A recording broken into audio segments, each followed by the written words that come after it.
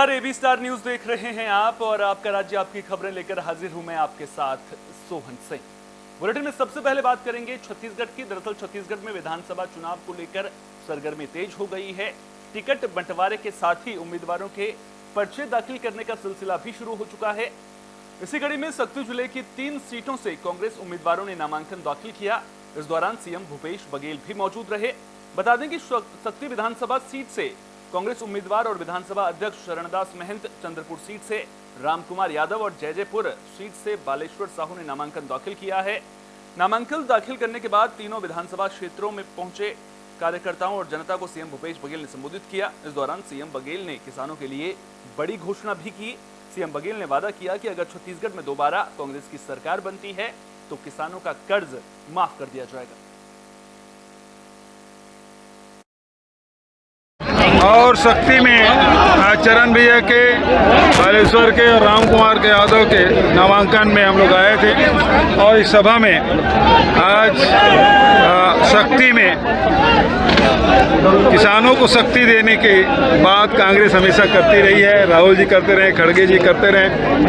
और जहां पिछले समय गरीबों का आवास की घोषणा राहुल जी और प्रियंका जी ने की थी और जाति जनगणना की बात कही थी, 20 क्विंटल खरीदी हम लोगों ने बात कही थी। आज कांग्रेस पार्टी की ओर से आज हमारी सरकार फिर से बनती है तो हम किसानों की ऋण माफी करेंगे जैसे पिछले समय किए। मध्य प्रदेश में भी चुनावी घमासान देखने को मिल रहा है। जबलपुर की उत्तर मध्य सीट से बीजेपी ने अभिलाष पांडे पर भरोसा जताया है, जो चुनाव में जीत का दावा करते हुए भी नजर आ रहे हैं। तो जबलपुर की उत्तर मध्य सीट से बीजेपी ने अभिलाष पांडे को उम्मीदवार बनाया है, जिन्होंने पार्टी के मीडिया सेंटर ऑफिस में हुंकार भरी। अभिलाष पांडे ने कहा कि वे जबलपुर के बेटे हैं। उन्होंने टिकट मिलने पर जबलपुर के शीर्ष नेतृत्व और एमपी के पदाधिकारियों का धन्यवाद अदा किया और पार्टी के भरोसे पर खरा उतरने की बात कही। वहीं जब उनसे बीजेपी उम्मीदवार बनाए जाने पर हो रहे विरोध प्रदर्शन को लेकर सवाल पूछा गया तो अभिलाष पांडे ने कहा कि वे इसी नगर के बेटे हैं और उन्होंने उत्तर मध्य विधानसभा में कई आंदोलन किए हैं, जहां उन्होंने डंडे भी खाए और उनके हाथ पैर भी टूटे। हम लोगों के ऊपर बरसते थे और हम लोग संघर्ष करते थे जनता के हित में। मैं केंद्रीय नेतृत्व का, प्रदेश नेतृत्व का और जबलपुर शहर के सभी नेतृत्वकर्ताओं का मैं बहुत बहुत आभार व्यक्त करता हूं कि आपने जो विश्वास और आशीर्वाद मुझ पर जताया है।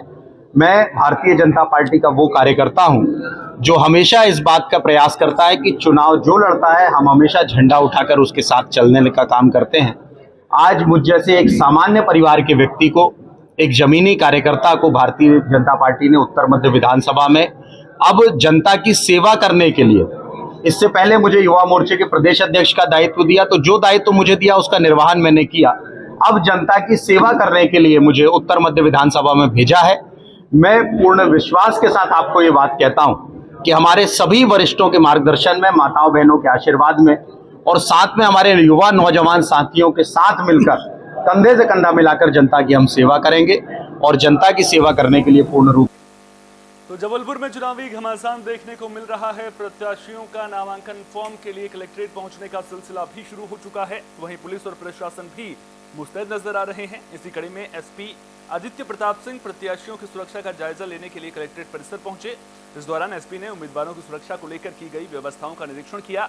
साथ ही पुलिसकर्मियों को भी जरूरी दिशा निर्देश दिए। देखिए, इलेक्शन के नॉमिनेशन की प्रक्रिया शुरू हो गई है और आज जैसा कि संभावित है करीब 3 कैंडिडेट्स इलेक्शन के नॉमिनेशन के लिए आ रहे हैं। उसके लिए आज की जो है व्यवस्था लगा दी गई। 11 से 3 का जो टाइम है उसमें पर्याप्त पुलिस व्यवस्था और जो कैंडिडेट्स हैं उनको भी ब्रीफ किया गया है। एक कैंडिडेट के साथ टोटल 4 आदमी, 3 गाड़ी और गाड़ी में मैक्सिमम 5 लोग ड्राइवर समेत जो है वो परमिटेड है। तो इलेक्शन कमीशन के जो रेगुलेशंस हैं उनका पालन किया जा रहा है। और बिहार के मोतिहारी में पुलिस का बड़ा एक्शन देखने को मिला है। लॉरेंस बिश्नोई और विक्रम बरार गैंग के 2 बदमाशों को पुलिस ने गिरफ्तार कर लिया है। दोनों बदमाशों की पहचान शशांक पांडे और त्रिभुवन शाह के रूप में हुई है, जिनकी गिरफ्तारी इंडिया नेपाल बॉर्डर के पास रक्सौल थाना इलाके के नोनियाडेह से की गई है। जानकारी के मुताबिक दोनों बदमाश बीती शाम किसी बड़ी वारदात को अंजाम देने की फिराक में थे, लेकिन ये अपने मंसूबों में कामयाब हो पाते इससे पहले ही पुलिस के हत्थे चढ़ गए। पुलिस ने दोनों बदमाशों के पास से 9 mm की पिस्टल, कारतूस, नेपाली और भारतीय रुपया और बाइक बरामद की है।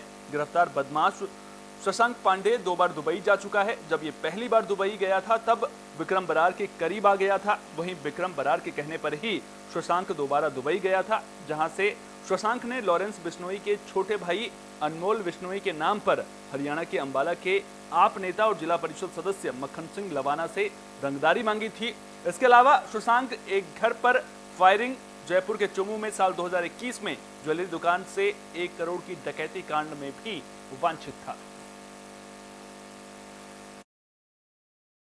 2 अपराधियों को पकड़ा गया और अपराध की बड़ी योजना नाकाम हुई।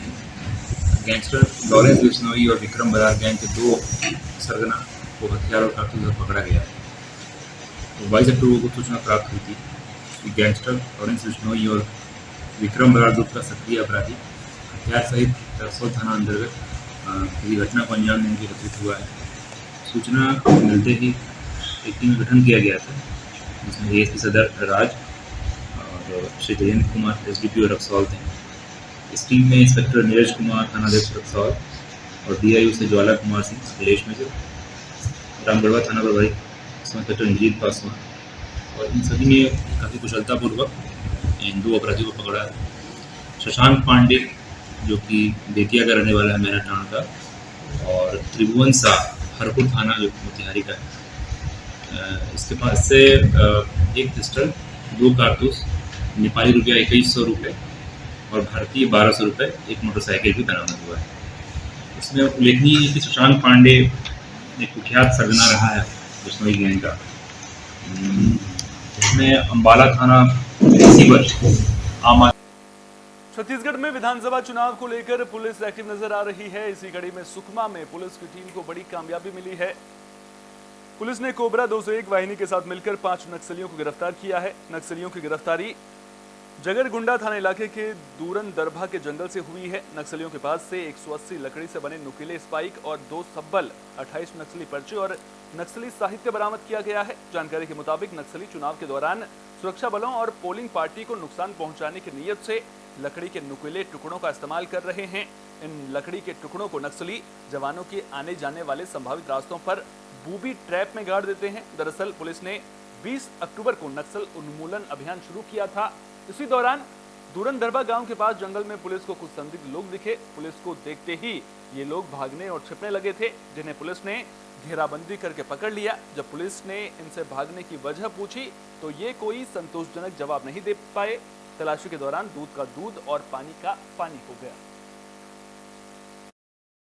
कार्य के संबंध में से सुकमा जिले में चलाए जा रहे नक्सल उन्मूलन अभियान के तहत आज 201 वाहिनी बेदरे तथा थाना जगरगुंडा से फोर्स एरिया डोमिनेशन के लिए दूरन दरबा की ओर निकली हुई थी।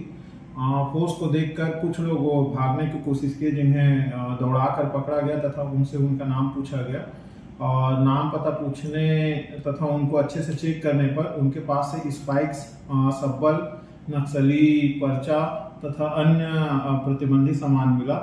उनसे अच्छे से पूछताछ करने पर उन्होंने बताया कि बड़े नक्सलियों के कहने पे। बुलेटिन में बात हरियाणा के यमुनानगर की, जहां पानी की परेशानी के आगे लोग बेबस नजर आ रहे हैं। मामला शादीपुर के रायपुर वार्ड 12 का है। लोगों का कहना है कि घरों में पीने के पानी की सप्लाई 6 महीने से खराब पड़ी है और महिलाओं को दूर से पानी लेकर आना पड़ता है। मामले की शिकायत कई बार अधिकारियों से भी की गई, लेकिन समस्या जस के तस बनी हुई है। अधिकारी हफ्ते भर के लिए जरूर समस्या का समाधान कर देते हैं, लेकिन दोबारा हालात पहले जैसे ही बन जाते हैं। इसके अलावा लोगों का कहना है कि नालियां और गलियां पूरी तरह से टूटी पड़ी हैं। पानी की निकासी के इंतजाम न होने से घरों का गंदा पानी रास्तों पर जमा हो गया है, जो बीमारियों को दावत दे रहा है। मेयर से जब मामले को लेकर सवाल पूछा गया तो उन्होंने जल्द ही समस्याओं का समाधान करने का आश्वासन दिया है। सड़क पास हुई है, लेकिन ये बन नहीं रही काफी टाइम से। तो मैम बिल्कुल इसको तो देख के लगता ही नहीं कि ये सड़क है, क्योंकि इतना गंदगी यहाँ पर, इतना घास यहाँ पर उग चुका है। तो क्या बिल्कुल भी यहाँ पर सड़कों की देख रेख नहीं होती? बिल्कुल भी नहीं होती। उत्तर से आए हुए हैं, अभी तक हमारी गलियाँ कच्ची हैं, गलियों में नालियाँ नहीं बनी हुई, ना सीवरेज का कोई कनेक्शन है। एक गली में सीवरेज नहीं है, वाटर सप्लाई का पानी नहीं है जी, पाइप नहीं है। उसके बाद स्ट्रीट लाइट दोनों गलियों में नहीं है जी। वार्ड नंबर 12 में देवेंद्र कुमार अरे मतलब यहाँ ज़्यादा समस्या है पानी की। मैम कितनी प्रॉब्लम आ रही है आपको यहाँ पर? अच्छा, तो क्या कुछ कहना चाहोगे? पानी हमारी एक ज़रूरत है, अगर वही हमें पूरी ना हो तो क्या कहना चाहोगे? ऐसे तो तड़प जाएंगे पानी के बिना।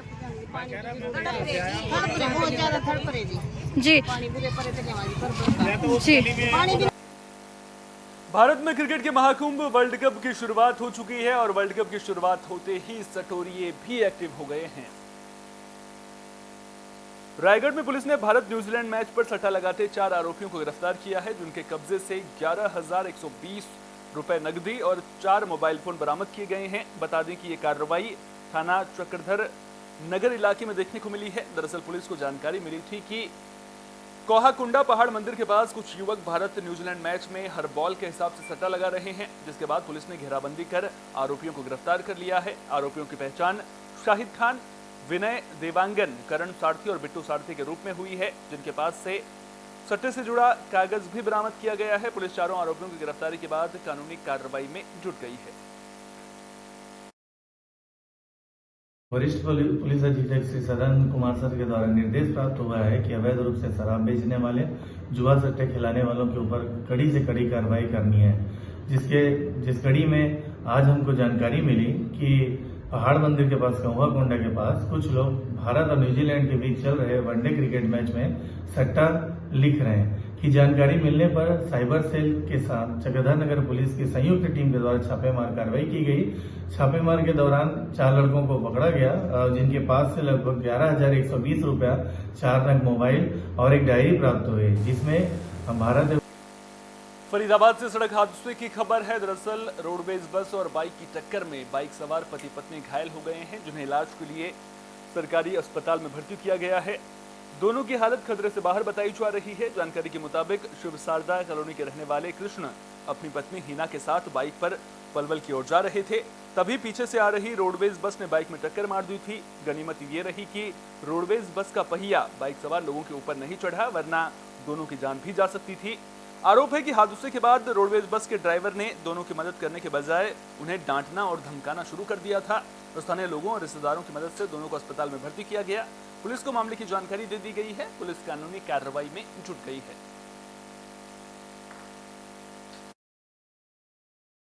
विशाल सर, एक एक्सीडेंट आया है, कहाँ से आया है, क्या कार्रवाई की गई है और मरीजों की कंडीशन कैसी है, इसके बारे में बता दीजिए। पेशेंट हिना और कृष्णा आए थे हमारे पास और उनका हिना हॉस्पिटल के पास में ही हाईवे पे एक्सीडेंट हो गया था उनका, तो हमने अपनी तरफ से है ना फर्स्ट एड दे दिया और फिर पुलिस को इत्तला कर दिया है। पता लगी है कैसे एक्सीडेंट हुआ था, किस चीज़ से एक्सीडेंट हुआ? वो बोल रहे हैं किसी बस से एक्सीडेंट हुआ था। तो हालत कैसी बनी हुई है दोनों की? और हालात वैसे तो दोनों ठीक है, किसी तरह की कोई गंभीर चोट नहीं आई है। रेवाड़ी में बाल महोत्सव की धूम देखने को मिल रही है। आपको बता दें कि कार्यक्रम का आयोजन जिला बाल कल्याण परिषद ने किया है। बाल महोत्सव के 13वें दिन प्रश्नोत्तरी और रंगोली प्रतियोगिता का आयोजन किया गया, जिसमें 145 स्कूलों के 150 बच्चों ने शिरकत की। जिला बाल कल्याण अधिकारी वीरेंद्र यादव बतौर मुख्य अतिथि शामिल हुए। प्रतियोगिता में शामिल प्रतिभागियों ने बेटी बचाओ बेटी पढ़ाओ, जल संरक्षण, स्वच्छता और महापुरुषों के पोस्टर बनाकर चित्रकारी से प्रतिभा के रंग उकेरे। प्रश्नोत्तरी में आरपीएस स्कूल के रवनीश और अवकेश की टीम ने बाजी मारी। वहीं बेरली खुर्द के कैनाल वैली स्कूल के हार्दिक राव और दीक्षांत और चिता डूंगरा स्थित कैम्ब्रिज वर्ग स्कूल के राहुल और मुस्कान की टीम संयुक्त रूप से दूसरे नंबर पर रही। वहीं रंगोली में सूरज स्कूल बावल की रवीना पहले, आरपीएस रेवाड़ी की मुस्कान और सन ग्लो इंटरनेशनल स्कूल की सुमन दूसरे नंबर पर रही।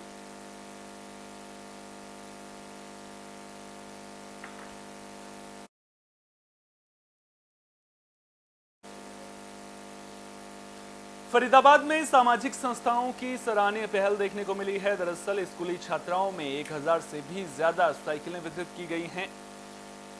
इस मौके पर विधायक नरेंद्र गुप्ता भी मौजूद रहे। विधायक ने सामाजिक संस्थाओं के इस पहल का स्वागत किया। उन्होंने कहा कि अब इन साइकिलों की मदद से छात्राओं का समय बचेगा और वे स्कूल समय पर पहुंच जाएंगे। जिन छात्राओं का घर स्कूल से दूर है, उन्हें बस या ऑटो से स्कूल आना पड़ता था, लेकिन अब उनका समय और पैसा दोनों बचेगा। साइकिल मिलने पर स्कूली छात्राएं भी खुश नजर आईं।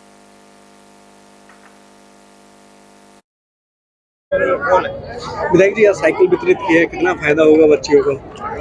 देखिए, मैं रोटरी क्लब के सभी साथियों का धन्यवाद करता हूं, विशेष रूप से रोटरी क्लब के डिस्ट्रिक्ट गवर्नर जितेंद्र गुप्ता जी का धन्यवाद कि उन्होंने अपनी पूरी टीम के मिलकर एक बहुत बड़ा मेला जो बच्चियों के लिए आयोजित किया है। 1000 साइकिल इकट्ठा एक साथ देना बहुत बड़ी बात होती है, निश्चित ही बहुत बड़ा काम है। मैं हमेशा कहता हूँ सरकार तो क्या नाम है? बानी साइकिल मिली, कितना फायदा? बहुत फायदा हुआ है। पहले हम पैदल जाते थे, अब साइकिल से जाएंगे, बहुत अच्छा लगता है। पहले कितनी दूर पड़ता था सकूल, थोड़ा सा इजी हो जाएगा साइकिल से। यस, बहुत दूर था, पहले नहर पार रहते थे। आपका राज्य आपकी खबरों में फिलहाल के लिए इतना ही। अपना बहुत बहुत ख्याल रखिए। देश और दुनिया की तमाम अहम खबरों के लिए देखते रहिए AB स्टार न्यूज़।